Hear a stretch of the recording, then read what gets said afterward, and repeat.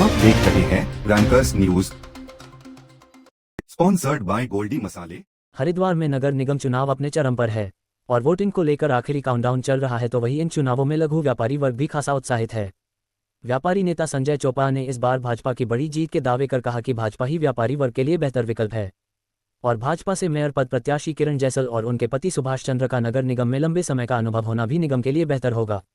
तो वहीं इस दौरान इस पूरी खबर पर लघु व्यापारियों से खास बातचीत की। रैंकर्स न्यूज के एमडी रजत अग्रवाल ने हरिद्वार में हो रहे निकाय चुनाव को लेकर कहीं ना कहीं व्यापारी वर्ग भी खासा उत्साहित है। तो अभी हमारे साथ मौजूद हैं संजय चोपड़ा जी, जो कि व्यापारी नेता भी हैं। क्या कुछ कहना है इस बार के जो निकाय चुनाव है, व्यापारी इन चुनावों को कितना, इस पर क्या कहना है? देखिए, हमारा जो स्ट्रीट वेंडर है, जो रेडी पटरी लगाकर अपना जीवन व्यतीत करता है, उसकी कई प्रकार की अपेक्षाएं रहती हैं कि भाई नगर पालिका से खास करके उसका टच रहता है, क्योंकि नगर पालिका नगर निगम ही उसको व्यवस्थित करता है और जो उसका स्वरोजगार है वो उसके संरक्षण में चलता है। तो नगर पालिका से हमारा जो छोटा व्यापारी है, स्ट्रीट वेंडर है, वो जुड़ा रहता है। तो आने वाले दिनों में आपने देखा कि अभी देश के यशस्वी प्रधानमंत्री नरेंद्र मोदी जी द्वारा लगातार प्रयास किया गया कोरोना काल के बाद, क्योंकि कोरोना काल के बाद एक आंकड़ा आया, जब एक जनगणना कराई गई, किसी प्रकार की एक सर्वे कराया गया कि भाई कोरोना काल के अंदर सबसे ज़्यादा पीड़ित लोग कौन थे। तो ऐसी स्थिति में तो प्रधानमंत्री जी ने जब देखा कि जो रेडी पटरी का स्ट्रीट वेंडर था, उसने जनता को सेवाएं दी, मूलभूत सुविधाएं घर घर जाकर पहुंचाई, तो फिर उन्होंने एक ऐसी योजना बनाई कि जो स्ट्रीट वेंडर के घर तक जा सके।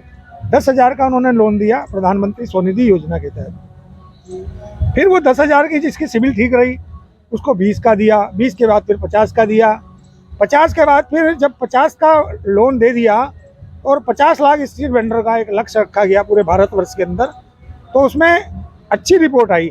अच्छी रिपोर्ट आने के बाद में फिर प्रधानमंत्री स्ट्रीट वेंडर आत्मनिर्भर योजना आई थी। प्रधानमंत्री स्ट्रीट वेंडर आत्मनिर्भर योजना के तहत ये था कि जो हमारा रेडी पटरी का स्ट्रीट वेंडर है उसको स्वरोजगार दिया जाए, उसका कौशल विकास किया जाए और उसको जैसे बैंकों के लोन के माध्यम से उसको सब्सिडी लोन दिया जाए। अब जिन लोगों ने 50 लाख का लोन ले लिया है वो सीधी प्रधानमंत्री मुद्रा योजना से जुड़ सकते हैं।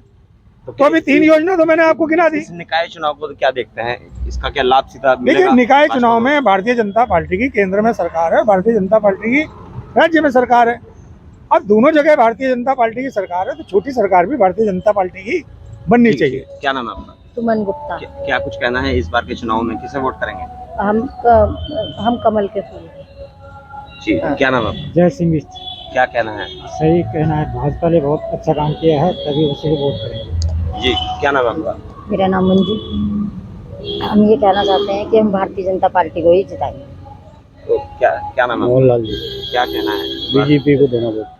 जी, क्या नाम है? मनीष शर्मा। मनीष जी, इस बार किसे चुनने जा रहे हैं? देखिए, देश के प्रधानमंत्री श्री माननीय नरेंद्र मोदी जी के नेतृत्व में लगातार योजनाओं पर योजना आ रही है। उसको देखते हुए हमारे राज्य की सरकार भी लघु व्यापारियों को समर्थन दे रही है और समस्त जो है रेडी पटरी के जितने भी व्यापारी हैं वो सब भारतीय जनता पार्टी को वोट करने जा रहे हैं। तो वहीं अब मेरा सवाल कांग्रेस पे लेकर भी है, कांग्रेस प्रत्याशी भी मैदान में है, अन्य दल भी के प्रत्याशी भी हैं, इस पर क्या कहना है? देखिए, कांग्रेस के पास आप देखेंगे कोई मुद्दा नहीं था। कांग्रेस के पास में कॉरिडोर का मुद्दा था, वो सीधा जनता ने नकार दिया। कल का आपने जनसैलाब देखा कि किस प्रकार का जनसैलाब था। मुख्यमंत्री पुष्कर सिंह धामी जी आए और वहाँ से लेकर पुष्कर सिंह धामी ने स्पष्ट कर दिया, जो मीडिया को उन्होंने बयान दिया, स्पष्ट कर दिया उन्होंने, कॉरिडोर कोई मुद्दा ही नहीं है। ऋषिकेश हरिद्वार कॉरिडोर योजना तो पहले से चलती आ रही है और जो पहले से चलती आ रही है उसमें गंगा के किनारे जो है विकास होना है, तो अच्छी बात है। एक वैकल्पिक मार्ग होगा। आप देखना रजक जी, जब चारधाम यात्रा चलती है तो कितना क्राउड होता है। मोतीचूर जब से हाईवे बना है थोड़ा सा कमी आई है, तो एक वैकल्पिक मार्ग हो जाएगा तो सीधा बंदा ऋषिकेश जाएगा, ऋषिकेश से चारधाम।